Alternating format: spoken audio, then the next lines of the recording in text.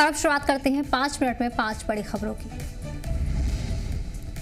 Supreme court ने जुमेरात को मरकजी हुकूमत को जम्मू कश्मीर के स्टेटहुड का दर्जा बहाल करने के लिए याचिकाओं पर जवाब देने के लिए 4 हफ्ते का वक्त दिया है।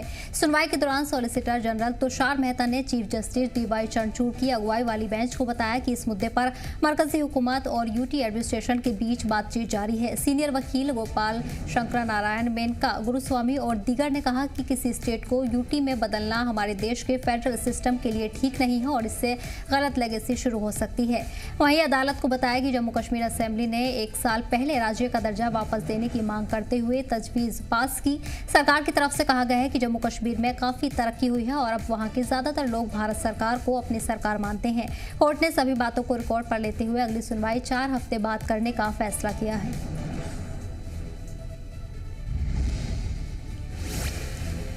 जम्मू कश्मीर के पीर पंजाल माउंटेन रेंज में लापता दोनों पैरा कमांडो की लाश बरामद कर ली गई है। दोनों कमांडो की तलाश में 3 दिन से सर्च ऑपरेशन चलाया जा रहा था। फौज के जवान 6 अक्टूबर को इलाके में 3 मुश्तबे दिखने के बाद उनकी तलाश में गए थे। बताया जा रहा है कि खराब मौसम और बर्फीले तूफान या लैंडस्लाइड की वजह से ऑपरेशन बीच में ही मुतासिर हो गया था, जिसके बाद ये दोनों पैरा कमांडो लापता हो गए थे, जिनकी लाश बरामद कर ली गई है।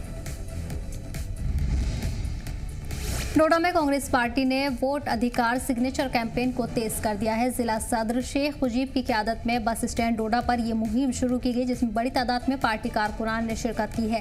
कांग्रेस ने इस दौरान वोट चोरी पर रोक लगाने और मुल्क में फ्री, फेयर और शफाफ चुनाव की मांग उठाई है।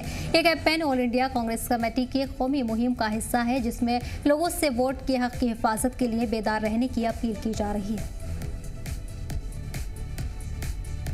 आज हमने यहाँ पे कैंपेन चलाई है, सिग्नेचर कैंपेन चलाई है अगेंस्ट वोट चोरी। तो ये जो वोट चोरी का सिलसिला है, ये इस वक्त इसकी जो सिग्नेचर कैंपेन चल रही है पूरे हिंदुस्तान में चल रही है। राहुल गांधी जी ने अवेयर किया लोगों को, पूरे हिंदुस्तान के लोगों को अवेयर किया कि भाई आपकी जो डेमोक्रेटिक राइट है वो तो खत्म हो चुकी है। अब तो नाम में ही डेमोक्रेसी रही है, अब तो हमारे आइन को भी खतरा है।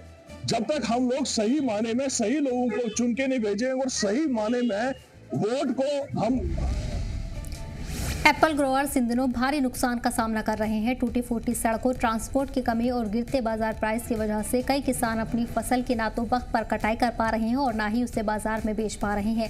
इस वजह से वो भारी कर्ज में डूबते जा रहे हैं और बागवानी से जुड़ी चीजों के लिए खर्च भी नहीं निकाल पा रहे हैं। हालात इतने खराब हो चुके हैं कि किसान अब माली तंगी की जिंदगी गुजारने पर मजबूर हैं। इस परेशानी के बीच एप्पल ग्रोवर्स ने सरकार से अपील की है कि KCC के लोन को तुरंत माफ किया जाए। उनका कहना है कि इस वक्त KCC लोन माफ किया जाना बेहद जरूरी है ताकि वो मौजूदा परेशानी से उबर सकें और आगामी सीजन की तैयारी कर सकें। किसानों का ये भी कहना है कि अगर जल्द राहत नहीं दी गई तो हजारों किसान सेब की खेती छोड़ने पर मजबूर हो जाएंगे, जिससे न सिर्फ उनकी रोजी रोटी पर असर पड़ेगा। आपका कहना सही है। आप देख लीजिए इस साल जो है फ्रूट जो भी ग्रोवर्स है, हमारे किसान जितने भी हैं, इतना नुकसान हुआ, इतना मेरे ख्याल से आज तक नहीं हुआ था। आज तक लोगों को बिल्कुल जो हम चाहे बैंकों से कर्जा उठाते थे या हमारे पास जो हम खाद या पेस्टिसाइड्स वगैरह। उधमपुर जिले के तिरछी इलाके में अगस्त की बारिश और लैंडस्लाइड के बाद से लोग अब भी टेंट में अर्जी पनाहगार रहने को मजबूर हैं।